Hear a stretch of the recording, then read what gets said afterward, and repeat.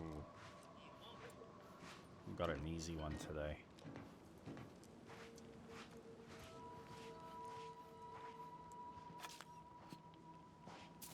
So the structure of it looks roughly the same.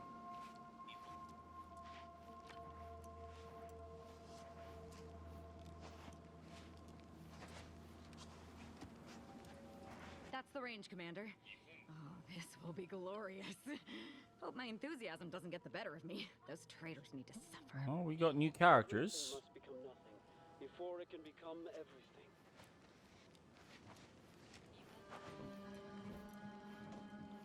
There we go.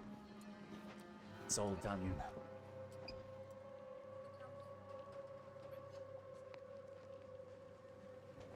Enemies descried. It's What is that on the mini map? Gateway to transcendence. Oh, yes, yes, yes. Sweet. Can you move bodies, though?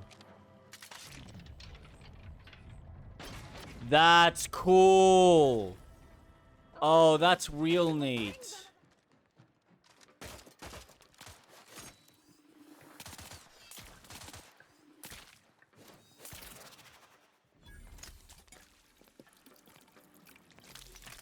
Hmm.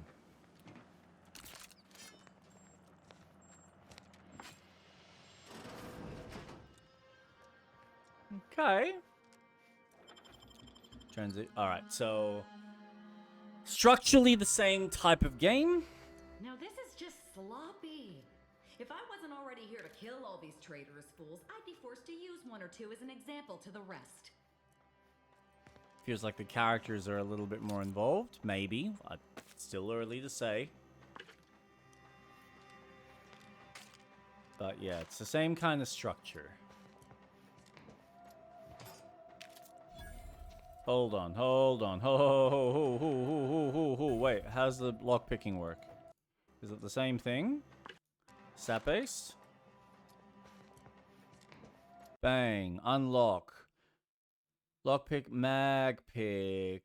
Alright, so I'm assuming that's what your lockpick needs to be at. And then how many mag picks you've got. Awesome. So that's pretty much all the same.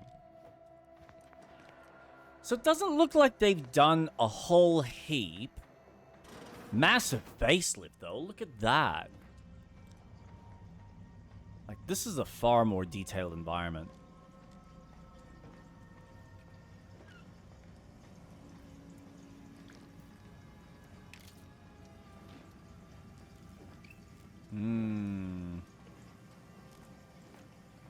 I wonder if it's set in the same time period, same galaxy, or a different galaxy. Exemplar Foxworth. You gonna have a conversation with him? Yeah. 6 cubed divided by the standard rate of fluid flow, and then you multiply by... is it 30 or... Oh! Hello! Look at the state of this poor fool. They just left her bleeding out? Exsanguination is an art. Where's the precision, the pride in their work? This is just embarrassing. There's a cultist I behind love you. how they've chosen to Wait, cover her Surely face. she isn't with you. Fine. Just please. Because I haven't keep her actually away from me. announced the characters yet.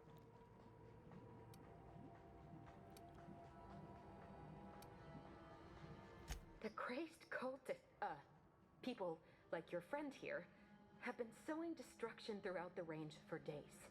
I've seen few firsthand, but that isn't because they've gone. The Order of the Rather, Ascendant. I believe they have become visibility deficient.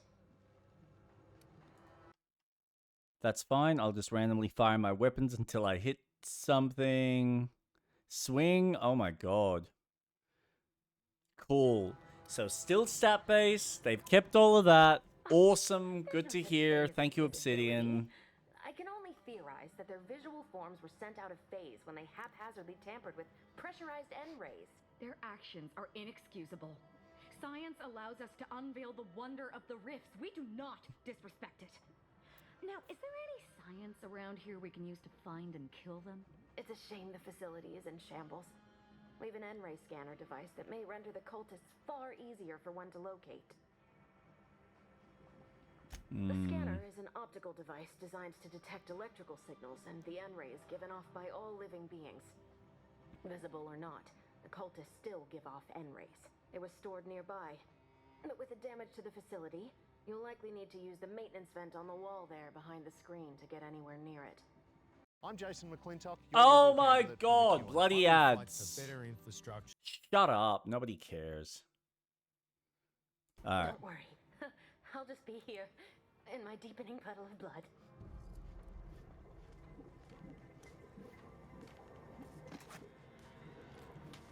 Kinetic Pulse Redistributor.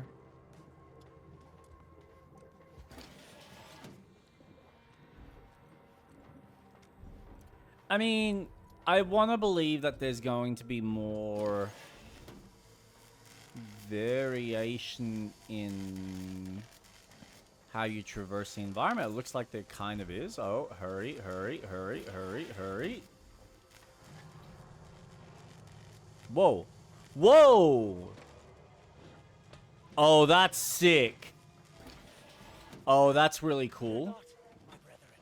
The eyes of the unworthy cannot behold our transcendent forms. Are you gonna have to fight him, though?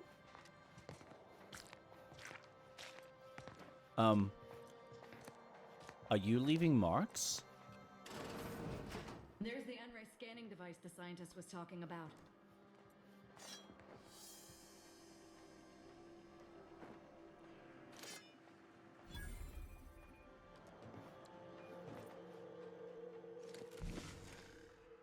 Hey, nice.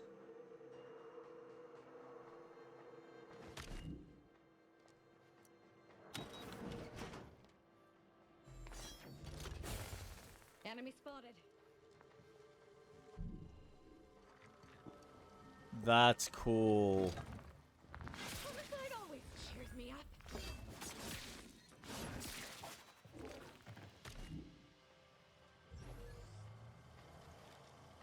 Does that use an energy? Enemy spotted. It does. Fair enough. Yeah, it slowly goes down. Interesting.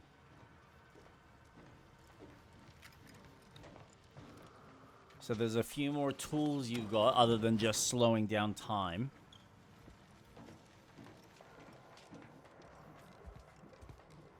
Is that you, Presiding Bishop?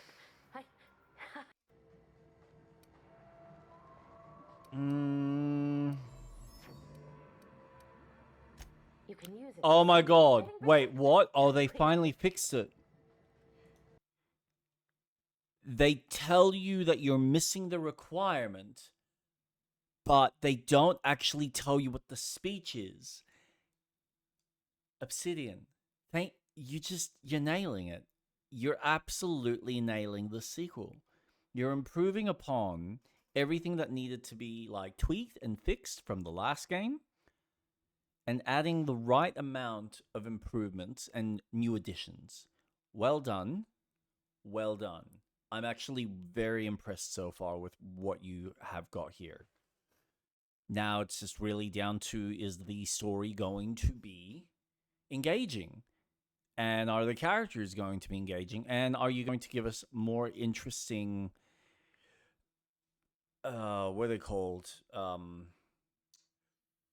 NPCs, companions to follow you?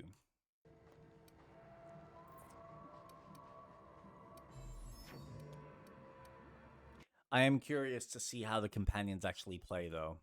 You can use it to see the wires connecting this door to the nearest override panel. Don't worry. Skip, skip, skip.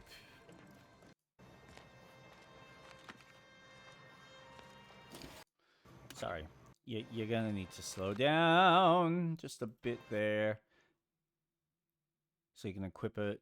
Magazine size, utility mods. Sometimes you just want to watch the world burn. Jesus. Arsonist gas mask.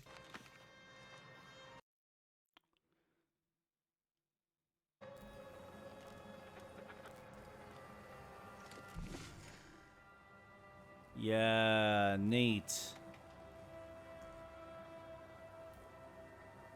They've actually incorporated more puzzle elements.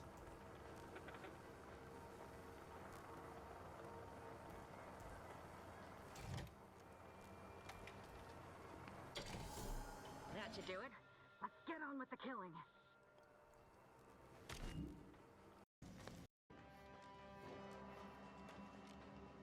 Yes, lots of blood on the wall. And that's basically the... IGN first. We'll be breaking down character builds, the new flaw system, all the wild and wacky weapons, and how much bigger this sequel is. So, for all your exclusive coverage on The Outer Worlds 2, stick with IGN. Cool, so there's a lot more that they're bringing out. That's really cool. That is actually really neat. I'm like actually really pumped for the sequel. I can't wait. It'll be fun. I mean, theoretically, one can only hope. Hopefully it's not as average as Avowed. I am curious. Like, I'd like to try Avowed, but I'm not paying full price. Not for something that I feel is just... not going to say mediocre, but just not top echelon. I was having this conversation with...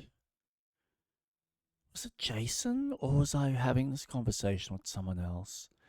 The fact that it's getting harder and harder to justify a full price ticket item, like, you really got to think multiple times before you even consider a purchase of that nature. And you really want to know the game. Like, for us here in Australia, at least, it's 114 or 110 to 114 for a lot of new games.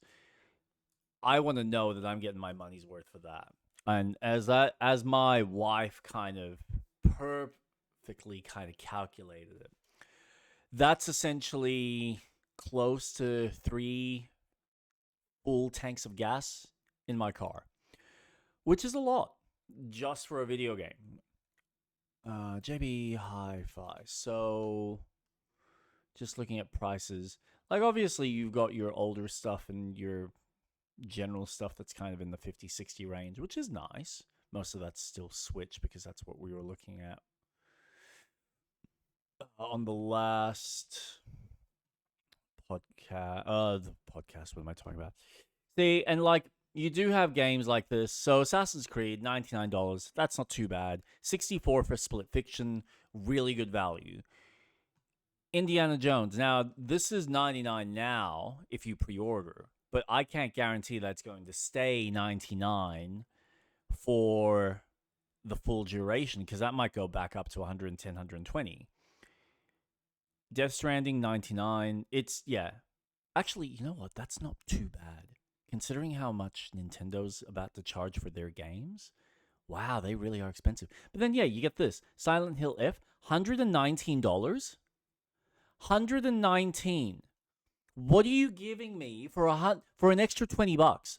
Are you telling me that this game is going to be just as enticing as Doom: The Dark Ages, or even Expedition 33 for $84, or even Monster Hunter Wilds for $99? Like, I don't know about it, guys. I really don't know about it. Hell, Kingdom Come Deliverance. We've seen enough proof. I mean, it's $10 off, but Astrobot, perfect, wonderful game. It's just like $119 for a Steelbook edition or something special, I get. But, I mean, these prices are just ridiculous. And again, we're talking about close to 3 tanks of gas in a brand new hybrid car. Like, this isn't, like, imagine if I had a car that was guzzling fuel, it'd be ridiculous. And now, and then you get Sony's like premium, which are typically $109. Like, okay, it's slashed, but it's still $109. These are on sale. When they're not on sale, they're $109. This is the new price tag. $109 down to $99. $109 down to $99. So it says a lot about the state of things and the cost of games. So if you're charging me full price, the game better be fucking worth it. And for some people it is. Some people it very much is. But I digress. A couple of things for people to note. I did watch a couple of these trailers.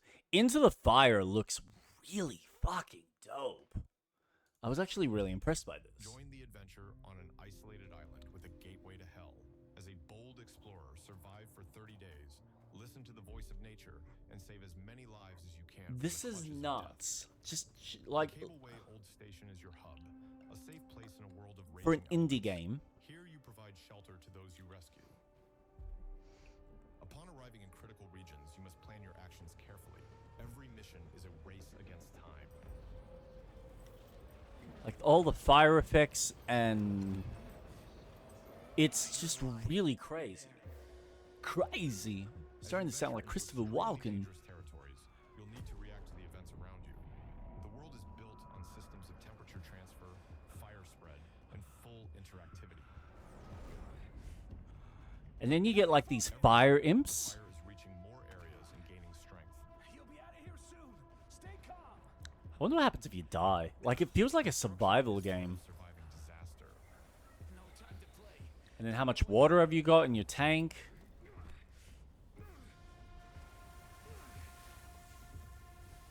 Water is the primary resource for fighting fire. In this world, it's limited. So you Yeah. have to not only react, but also anticipate your actions in advance. In the chaos of the fight for life and death, local ancient myths turn out to be hellishly dangerous. Here you go. So you get like these fire imps and stuff that are just complete chaos drivers. The fiery forces won't let you save everyone, but you must not stop. Someone is still waiting for your help. Stay back. I'm coming in. Destructive walls and environments, like... He came down from the summit. Oh my god. Just that really looks impressive. Speedrunners 2, if you're a fan of that type of game. I gotta admit, I've never really played it, but the idea of playing a side-scrolling racing game in a platform kind of form is really neat. This, actually, I'll show you this. Ikuma's an interesting one that I'm curious about. They call them Izirak. Like, there's been some really cool little announcements. They ain't dead neither. Shadows, eyes burning like the devil's own fire. If you hear their whispers, run.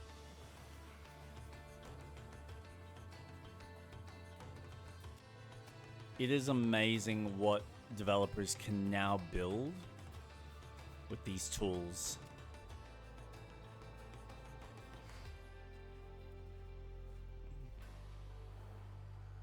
They lurk in the dark, wander too deep, and you're there. Very stylish.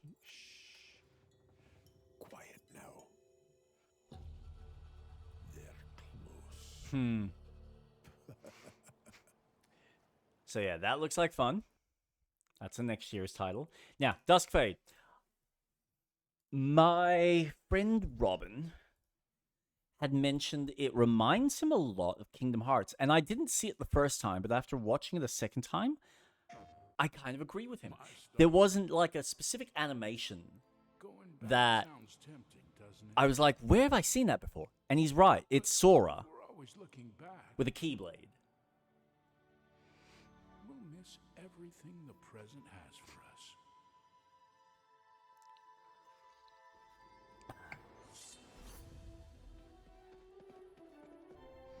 It's really, really cool. Just this level of creativity that we're getting in some of these developers. And this is what I want to see more of.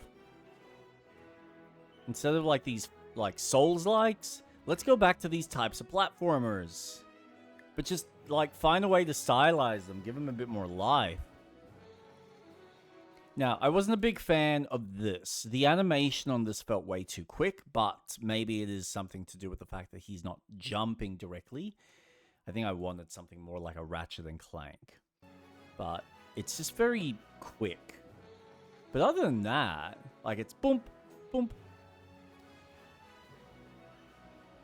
It's too simple for me.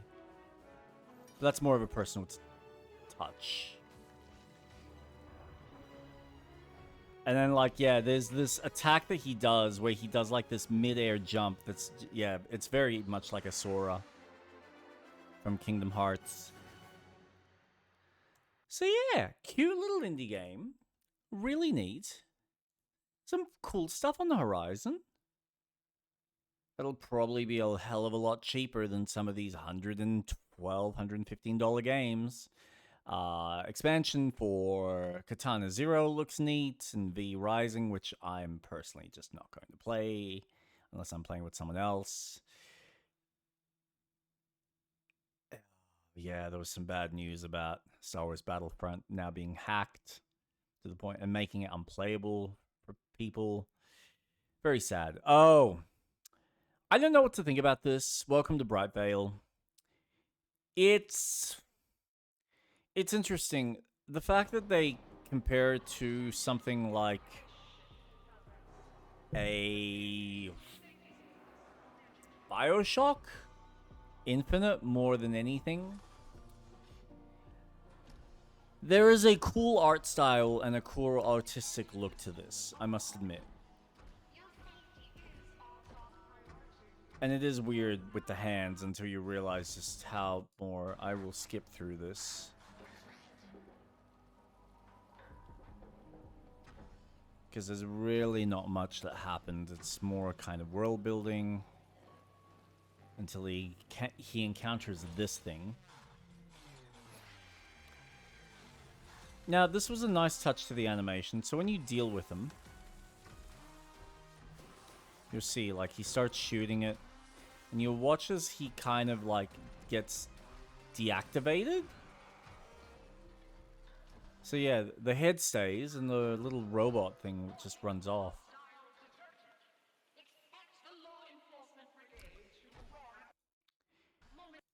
There's something intriguing here, but whether there's going to be an interesting story to all of this.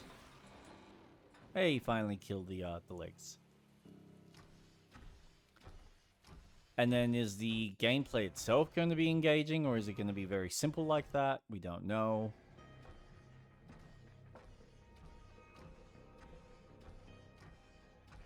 It's very colorful. What do you do with these bodies?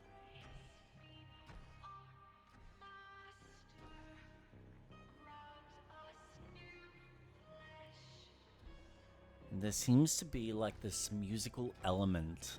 So I don't know if that's going to be a major part to this game.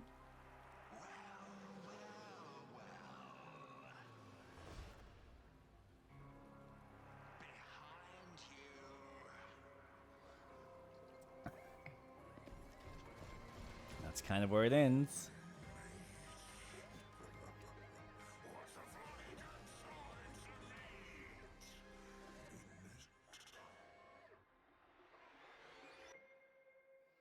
And that's all they give us. There's like nothing else. Brightville. 2027, guys. Isn't it a bit early to be like demoing a game of that nature? Like, if you are more than a year away, why? The only thing I can think of is if they're trying to get some sort of funding, but I mean, maybe that's kind of the point. But yeah, it's been an interesting little time.